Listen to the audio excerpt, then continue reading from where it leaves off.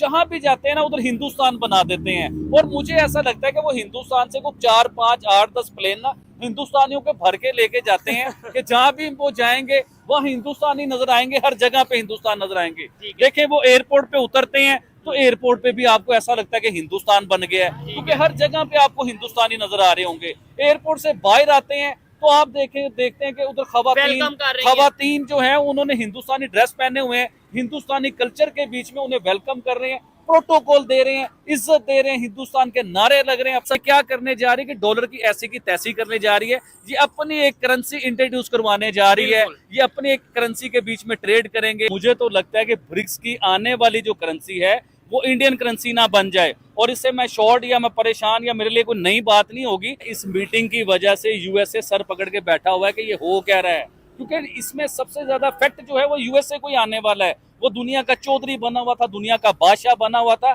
उसकी बादशाही जो है ना उसे खत्म होते हुए नजर आ रही है। और जब उसे अपनी बादशाही खत्म होते हुए नजर आती है तो वो बड़े अजीबो गरीब किस्म की हरकतें शुरू कर देता है, जैसे हिंदुस्तान पे दबाव बनाने की कोशिश करता है कनाडा की शक्ल में, कि कनाडा को यूज करता है, इससे पहले पाकिस्तान को यूज करता था। डेवलपमेंट सर चीमा साहब, उस खित्ते के अंदर बिल्कुल नई ग्रुपिंग हो रही है, नए इत्तेहाद बन रहे हैं, नई तैयारियां हो रही हैं, अमेरिका और वेस्ट को कॉर्नर करने की कोशिश की जा रही है। 3 चीजों पे आज बात करना चाहेंगे। एक तो सबसे पहले कि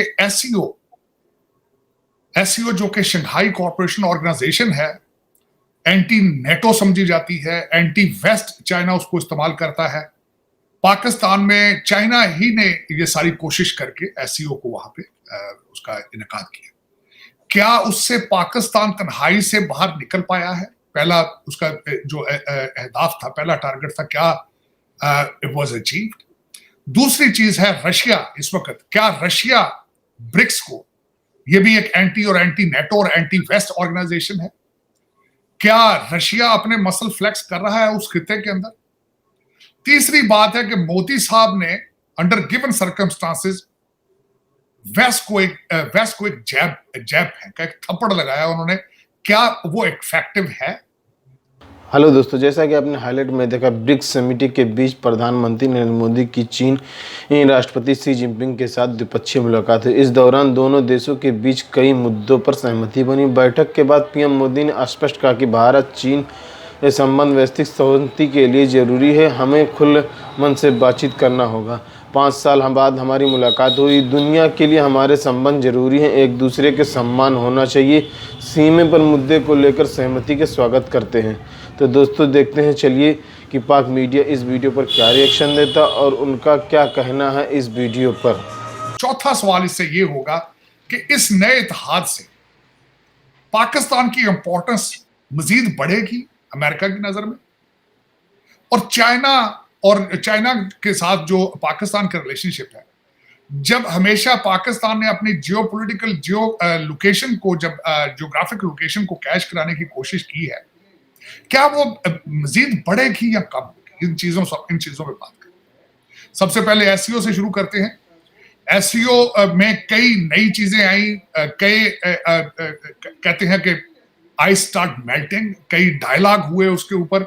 जाती दफा मैं आज फिर दोबारा मेरे जहन में वो फिक्रा गूंज रहा है डॉक्टर जयशंकर का कि पीस बिफोर ट्रेड। वापस पहुंचते गए डॉक्टर जयशंकर, 7 लोग जो है कश्मीर में मारे गए। वो एक ऑर्गेनाइजेशन टीआरएफ जिसने उसकी रिस्पांसिबिलिटी एक्सेप्ट की है। सुना है, इट इज, मैं I am not well read about it, कि it is a arm of the Lashkar Taiba. उन्होंने उसकी रिस्पांसिबिलिटी एक्सेप्ट। 6 लोग वो टनल वहां बना रहे थे, खाना खा रहे थे, लाइटें बंद करके उन पर फायरिंग की गई। 6 लोग बिहार से थे, बाहर से थे, जिनका कोई रिलेशनशिप नहीं है कश्मीर या कश्मीर की फॉरेन पॉलिसी या भारत की फॉरेन पॉलिसी। विदोष लोग थे, बच्चों के बाप थे, औरतों के शोहर थे, इंसान थे। एक डॉक्टर भी उन्हें मारा गया।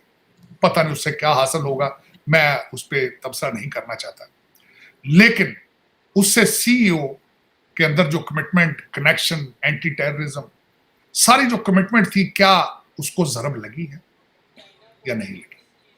पाकिस्तान को उस पे, पाकिस्तान की फॉरेन पॉलिसी को क्या धचका लगा है उससे? ये एक अलग बात है।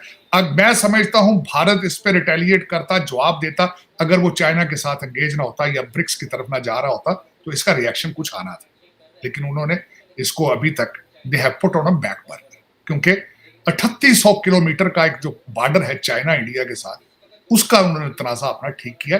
52 दफा उनके ट्रूप्स मिले थे, उनकी टाक्स हुई थी, उसके बाद वो इस कंक्लूजन पे पहुंचे हैं। ब्रिक्स का होना, मोदी साहब का वहां पे खुद जाना, और फिर उसमें खास कर जाके जो सबसे बड़ी बात है कि प्रेसिडेंट शी को मिलना,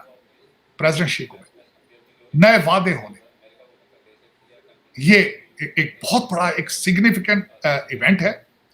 और इसकी एक सबसे बड़ी वजह जो मैं समझता हूं, again America is headless today, American weak foreign policy, China फायदा उठा रहा है उसका। चाइना इंडिया के साथ रिलेशनशिप ठीक करके अपनी एनर्जी कहां ले जाना चाहता है? वो ताइवान ले जाना चाहता है। और ताइवान किसके लिए डियर है, किसके लिए एक चैलेंज है? वेस्ट अमेरिकन, बिलखसूस अमेरिकन वेस्टर्न सिविलाइजेशन जो कि इस वक्त थक चुकी है और अपने आखिरी सांसों पर है, उनके मुंह के ऊपर थप्पड़ है इस वक्त चाइना और भारत की तरफ, दोनों की तरफ से। और क्या ये इकट्ठे हो पाएंगे? क्या they have a will to do anything to stop it? Can they? ये बहुत बड़ा सवाल है।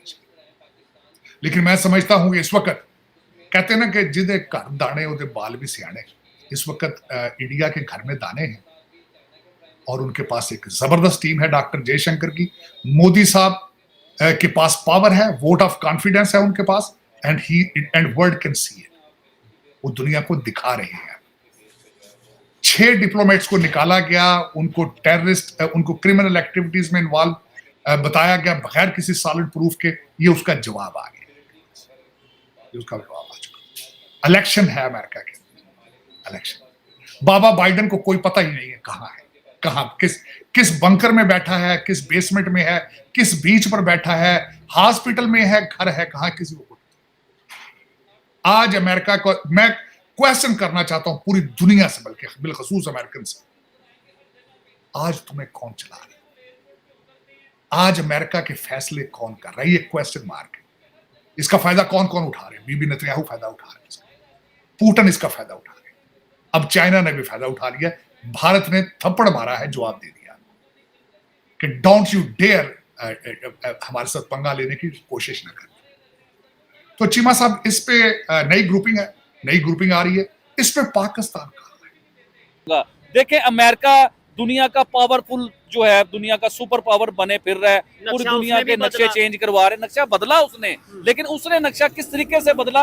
दुनिया में जंगें करवा के, मुल्कों को तोड़ के, मुल्कों में तबाहियां करवा के, हजारों लाखों लोगों को मरवा के, अपना असला बेच के, फिर उसने दुनिया का नक्शा चेंज किया, अपने डॉलर को पावरफुल बनाया, पूरी दुनिया में डॉलर करवा दी उसने, हर चीज डॉलर के साथ।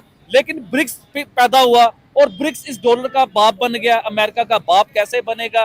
वो किस तरह डॉलर की ऐसी की तैसी करने जा रहा है, वो डॉलर को फाड़ने जा रहा है, डॉलर को बर्बाद करने जा रहा है। क्योंकि ब्रिक्स के जो परमानेंट मेंबर हैं, जो ये ब्रिक्स एक कंट्रीज है, जो इस बीच में कंट्री है, ये पूरी एक तंजीम जो है, ये क्या करने जा रही है कि डॉलर की ऐसी की तैसी करने जा रही है। ये अपनी एक करेंसी इंट्रोड्यूस करवाने जा रही है, ये अपनी एक करेंसी के बीच में ट्रेड करेंगे, ये दुनिया का नक्शा चेंज करेंगे ट्रेड के साथ, लोगों की हेल्प करके, लोगों को तरक्की देके, डेवलपमेंट करके, अच्छी एजुकेशन देके, ये इस तरह दुनिया का नक्शा चेंज करने जा रहे हैं। ना कि अमेरिका की तरह के दुनिया में तबाहियां करवा के, अपने आप को सुपर पावर बना के दुनिया का नक्शा चेंज कर रहे हैं। इससे पहले याद होगा आलमी जंग लगी, इतना सा यूरोप है, उतने से यूरोप ने एक फैसला लिया कि उसने अपने सारे यूरोप के 25, 26, 28 कंट्री, जितने भी मुल्क है ना, इनके बीच में यूरो चलाया। अब आप रशिया की तरफ आए, पूरा यूरोप एक तरफ और रशिया एक तरफ। उससे बड़ा नहीं है यूरोप, मेरे ख्याल से, मुझे ये लगता है कि रशिया से बड़ा यूरोप नहीं है,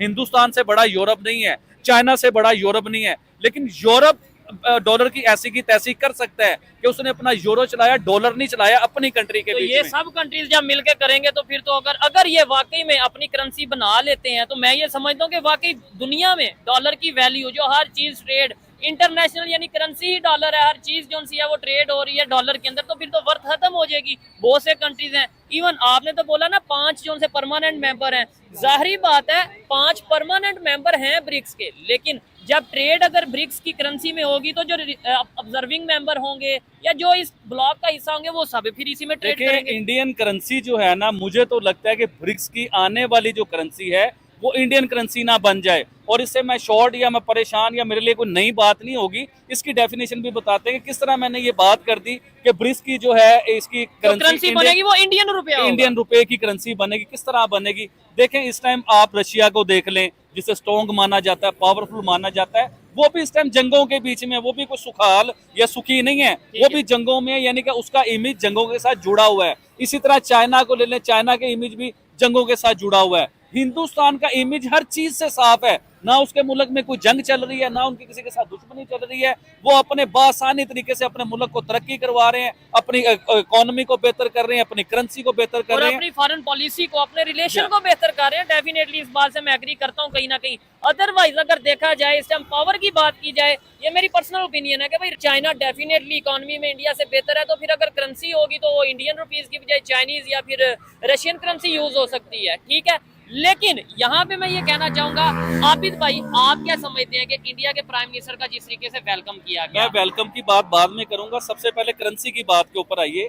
हिंदुस्तान का अभी भी काफी ऐसे मुल्क है जिसमें हिंदुस्तानी रुपीस के साथ उनकी ट्रेड हो रही है, काम कारोबार हो रहा है। इवन के रशिया के साथ जो पेट्रोल के कारोबार हो रहे हैं, ये रशिया के साथ जो ट्रेड हो रही है, तो वो भी सारे हिंदुस्तानी करेंसी के बीच में हो रही है। तो ये कोई अजीब बात नहीं होगी कि हिंदुस्तानी करेंसी शुरू हो जाए आने वाले टाइमों में, ये हो सकता है। तो दोस्तों, जैसा कि आपने वीडियो में देखा, जिनपिंग से मुलाकात के बाद प्रधानमंत्री नरेंद्र मोदी ने कहा कि आपसे मिलकर खुशी हुई। हमारा मानना है कि भारत और चीन के संबंध का महत्व केवल हमारे लोगों के लिए नहीं, वैश्विक शांति, स्थिरता और प्रगति के लिए भी हमारे संबंध बहुत अहम है। इस दौरान विदेश सचिव ने कहा कि बॉर्डर पर डिस्कनेक्ट के लिए प्लॉटिंग और लेकर सहमति बैकग्राउंड से मोदी से मीटिंग हुई है। दोनों नेताओं ने प्रसन्न जताई है।